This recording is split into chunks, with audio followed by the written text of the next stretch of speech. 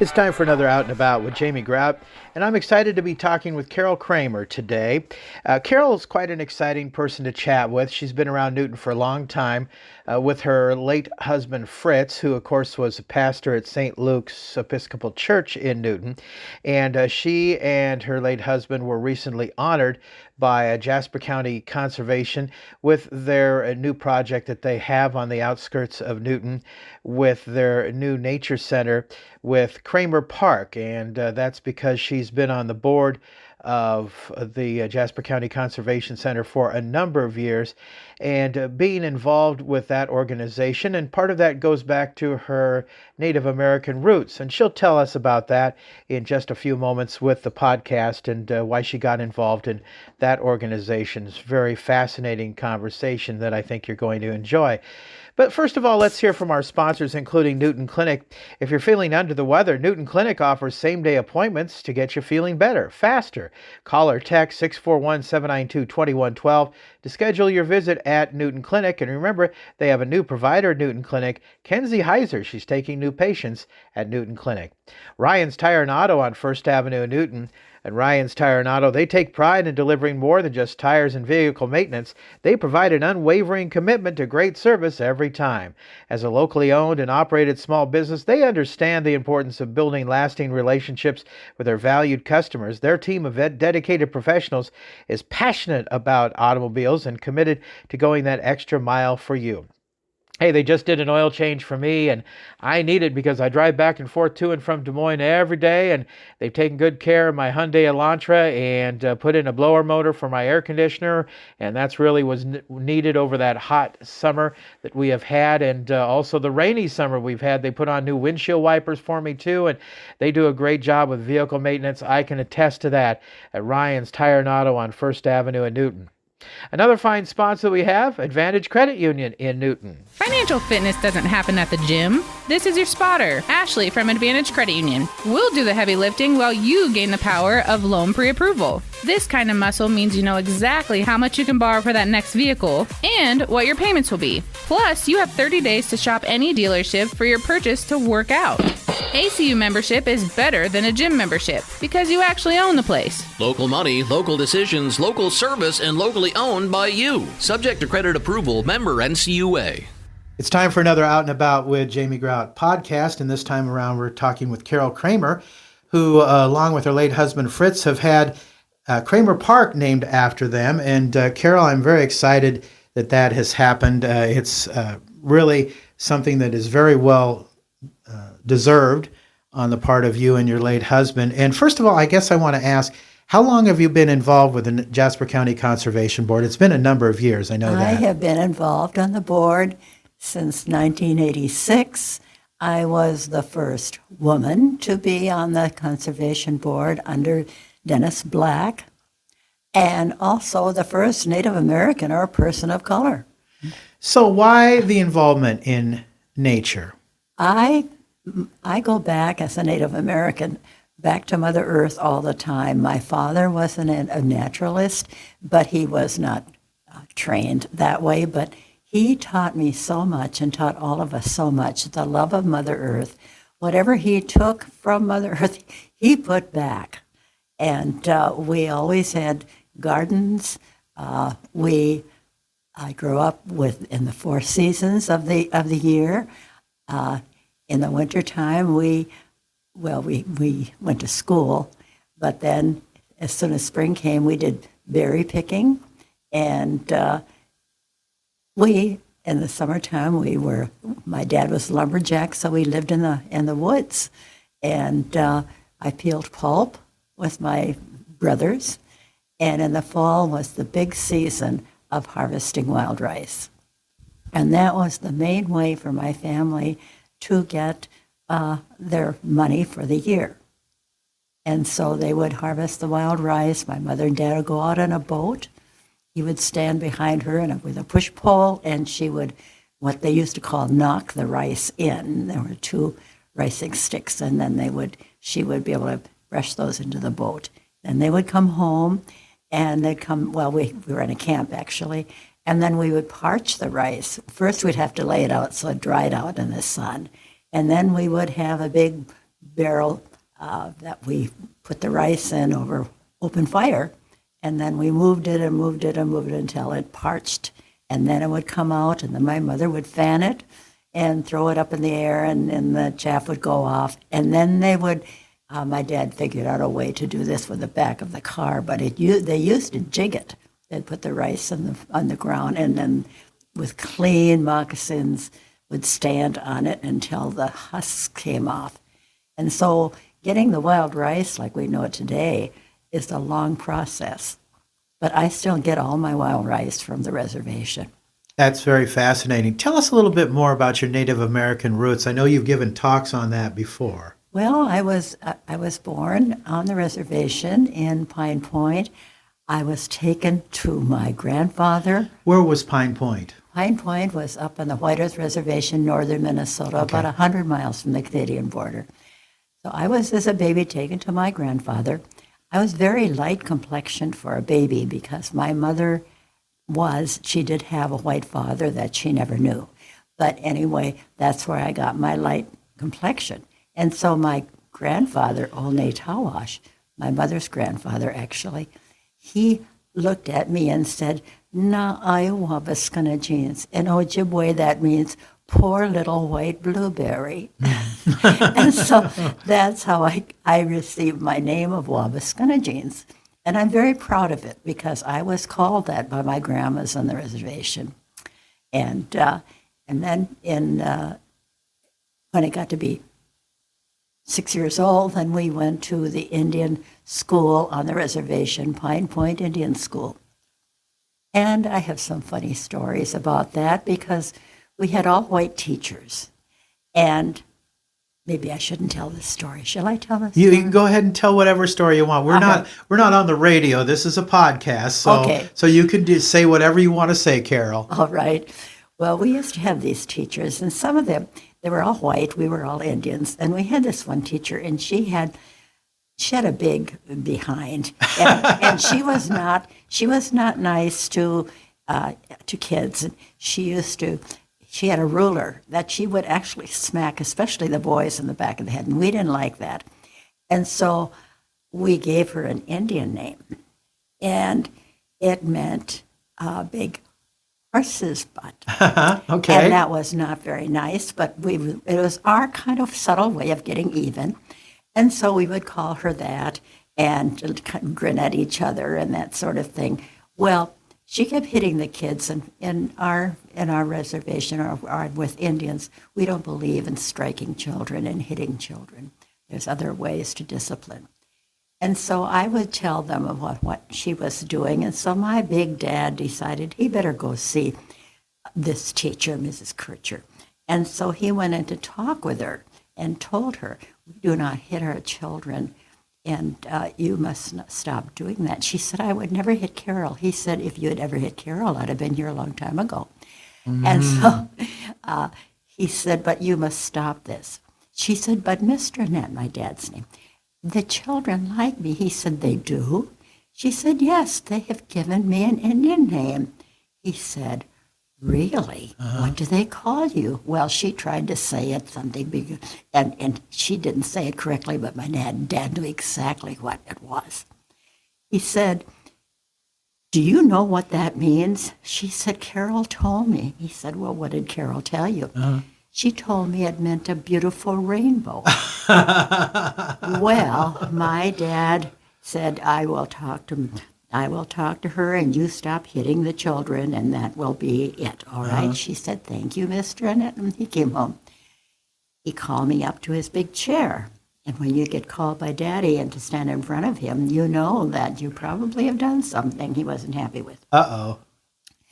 I stood in front of him and I said, "Daddy, did you go talk to her?" He said, "I did, my girl, but I have something to tell you." And I said, "What is it?" He said, 2 things. First of all, you gave the teacher a name, and that didn't show respect. And you must respect, even though they're teachers and they do things you don't like, they are here on the reservation to help you learn. So you must always be respectful to her on that level. And then the other thing is you lied. I said, I lied?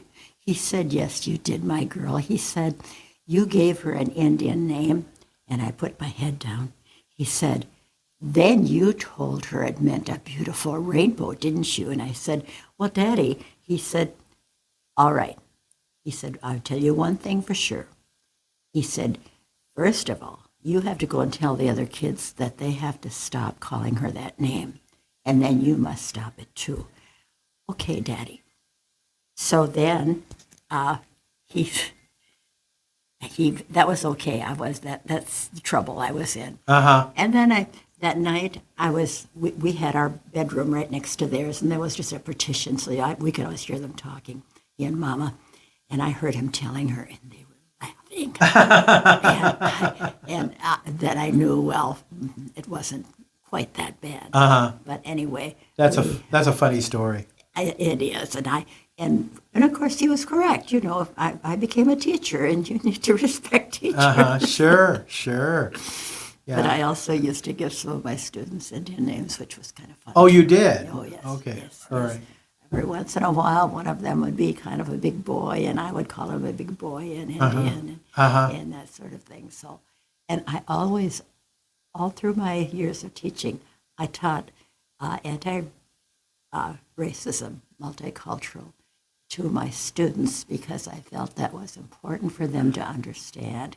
And so they heard my stories. They would listen to they loved my stories, especially the funny ones about teachers.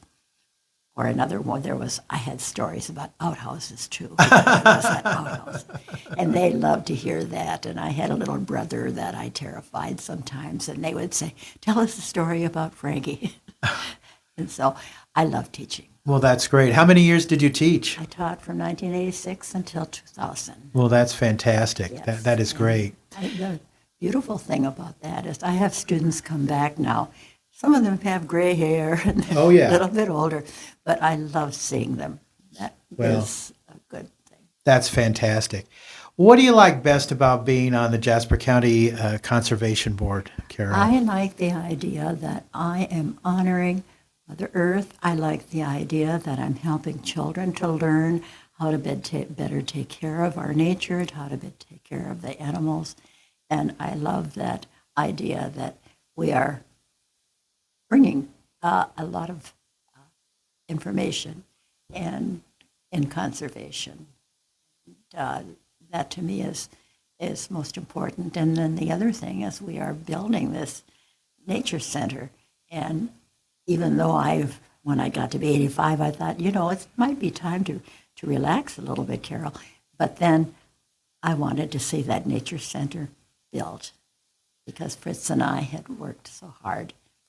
And tell us about Fritz and his involvement in nature too. I knew him through Rotary because I belonged to Rotary Club and I had chances to interact with him a little bit. But his involvement in some of this also. His involvement probably started when he graduated from Northwestern University. He came to the reservation just to work as a summer person for the church, and then he went off to seminary. He went to Yale Divinity School, and when he finished, he asked the bishop if he could find a place on the reservation on one of the missions to work. And so he came up to Natawash. It was a little small mission in northern Minnesota. Is that how you met him then? And that's how I met him.